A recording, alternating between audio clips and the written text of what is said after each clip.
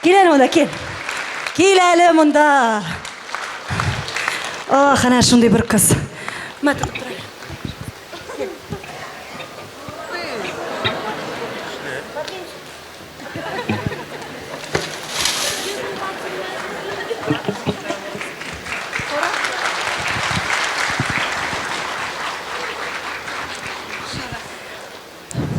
Міне менің ұлы апай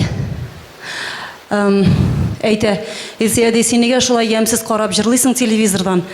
Ілікті балалар конфет ұрламасынлар үшін бабайға беріп жіберем деп қорқыталар. Қазір стенкіға сенің фотографияңны қоялар, балалар тимәсіндер үшін.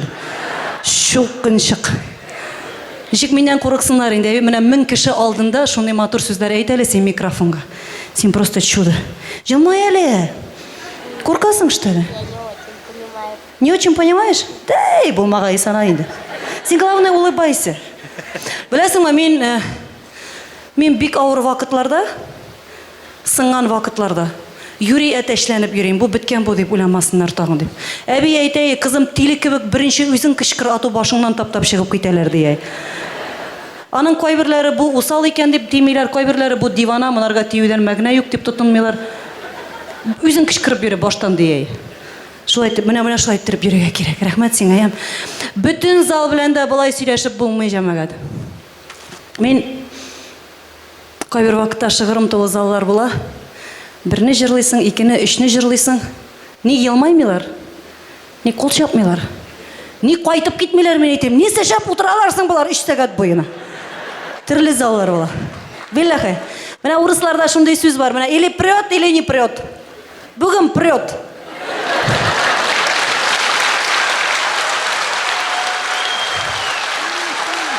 Рәхәт бір түрлі өзіміз шәймі. Біздің Илфак айтайы, кішіні ауылдан тартып шығарып бұла, ауыллықны кішіден тартып шығарып болмайды яйы. Мен бүтін молекуляр составым білән ауыл қызы. Шаққат кіш, мен қай бір вақытта шәһәр жерінде туып, өсіп, тәрбиеленген кішілер білән ортақ тіл таба алмайым хатта. Мен қазір бір әйбір сөйлемеймі, просто мені мұнан шығармағыз. Шушында қалсын. Бір зор ғана жетекші кіші инвестор, урыс. Яңы елда банкеттан соң сөйләшіп отырабыз. Биллахи болған хәл бұл. Мен айта, вот ты же у нас деревенская девочка, да, ты? Да, мен айтам. Вот ты мне скажи, пожалуйста, дорогая, вот этот деревенский народ до чего нас дурит ты? Они, наверное, думают, что мы такие глупые, да?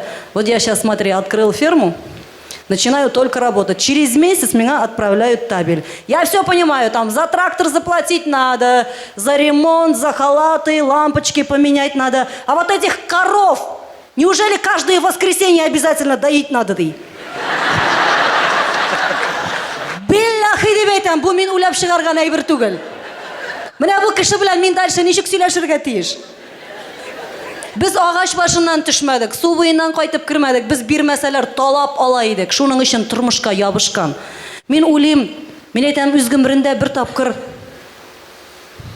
пішен жауып қарамаған, мұншаға су ташымаған, сәнәк білән теріс түкмәген, сыйыр күтуіне шықмаған, ипиден шыққан қойнар, миштен шыққан қойнар ипи ашап қарамаған. Бұл бет тұрмышны көрмәген деген сөз. Білмейм, міне сіз меңа әйтігіз әлі, пожалуйста, мен ялғышаммы или 99% ауыл балалары отырамыз алда?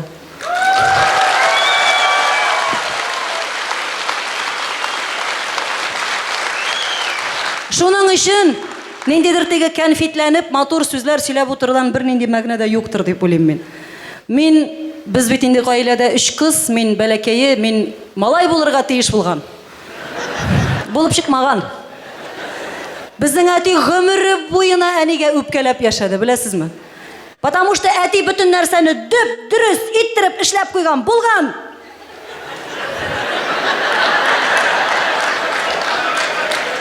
Әне қызап қайтқан нешләптір? Нешек? Точно. Шоның үшін әти малайлар кебек өстірді, бізде мотоцикл бар, Урал мотоциклы, хатırlайсыз? Бензобак үстіне аяқны айырып отыртып қойайы әти. Менің үске ятайы, бітіп түшмәскеймін. И кетейік орманға. Біздің әти лесник болып ішләді. Пока өзі біздің қолда ағаш сатайы дегенде ұрлап. Ужас. Гектарлап. Қазір қызық міне ол вақытта қызық түгілі дейін алай қорқып өзіне көре. Анары пилорам ясап қойдық ишік алдына. Ол пилорам шундай көп ашы электричествоны білсеңіз. Мұнда мужиклар мені аңнарға тиешлер әйме. Бірсінде түнгі сағат 1. Сөйлей мен деймін, пожалуйста. Серег, ладно, стой, улыбайся. Түнгі сағат 1. Опилкаға батып біттік, әти білән тоқта ярдық. Сөйләшіп отырабыз. Әти мәйді кірейік. О заманда анаң құтырады. Электричествоға шотап келгендер аяз ағып етті. Пилорам. Қызым мында сойларға қалды. Или тоқта, или анаң нешлей бізді. Әти білән кіріп кеттік күршіге жәди табиларға. Мініп косачкалар білән бағана башыннан пилорамны торыға хүкімет бағанасына тұташтырдық. Башланды бизнес. Урман өзі біздің қолда. Пилорам ешік алдында. Электричествоға хүкімет төлей. Ярты ауылның есірігі шәкүшкеге алданып әтеге ішләп яталар күні түні. Биллахи, мені қазір әйтірге де ұят әйбет, Құдайым өзің сақлай көрді, өзің ғафу ете көр. 1 ел ішінде машина алдық, тракторны алыштырдық. 2 бөлме пристрой ясадық, мұнша салдық, и мұншаның крышысын ябырға үлгірмәдік, тұттылар. Шоққынды бизнес шоның білән. Ярарды әтейті. Енді өзімді арғанайымды. Біләсіз ме? Ғүмірім бойына әтенің қоя кім білән нәрсе ішләп бергендерін вес көріп біліп тұрдым.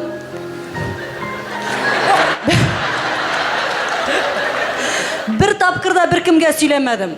Біздің әти мировой мужик. Бір кім қалмады, бір нәрсе қалмады, рәттен.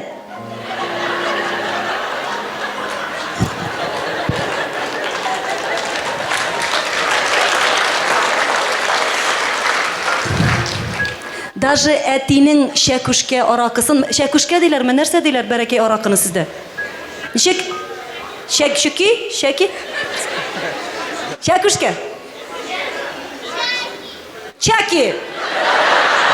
Шәкүшке енді, аңладыңыз. Әтинің шәкүшке арақысын әни тапмасын үшін менің колготки ішіне яшырайдық ике ушанасыз ма? Біздің іштегі бөлмеде телевизор астында шкаф, менің киімнер. Вақыты жеткештін әти бірнігіне сызғырайы. Қызы, мен әнені алып апшығып кетем кухняға, янесі ашысы келе. Но бет колготки кола. Біздің әтенің есімі Ядыкер, яшқы деп ертелер бетінде ауылда. Біз кіргінші яшқы отыра, тирләп пішіп қызақ, тирләп біткен ма? Дүниялар түгәрәкленген, тегі шәкүшке өзіні күнейті, колготки ішіндегі. Рәхәтләніп телевизор қарап отыра. Әне ғүмірі бойына аңламады. Қызымының тәніне сіңген мұсың, енді 3 күн орамға да шығармайым, нешләп есіресің бұл әдіп. Потому что мен бар, әти малайы. Мен бітсе опилка арасында біздің ензі, да черта шықтым кірдім. Опилка арасында бітсе фураж арасында. Анда да бітсе күршіде жәди табы бар, сос. Мамин келіп жеті.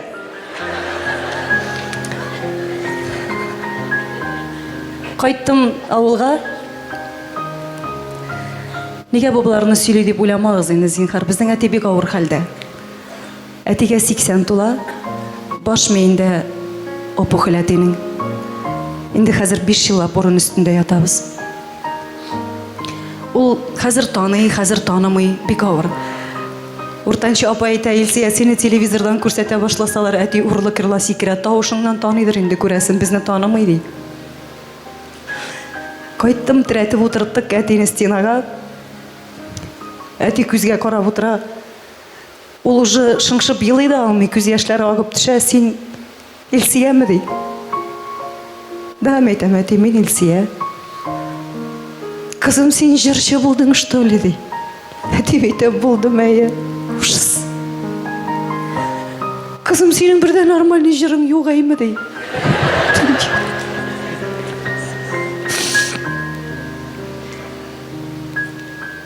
Кызым, сен миңа әйт әле, неужели бу халык добровольно акча төләп синең акырганыңны тыңларга килә? Әтим әйтәм, килсеннәр инде, малайны укытып чыгарганчы булса града. Всё.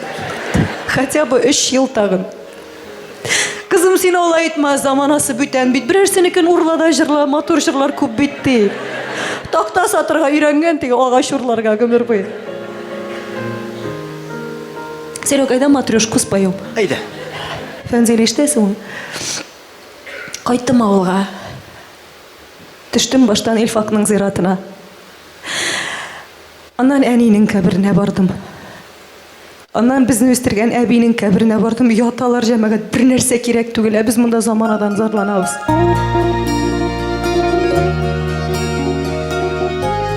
Бәлки киләсе елларга Уфага килгәндә әти турында бөтенләй бүтән сүз әйтергә туры килер. Сез мине гафу итегез, диям.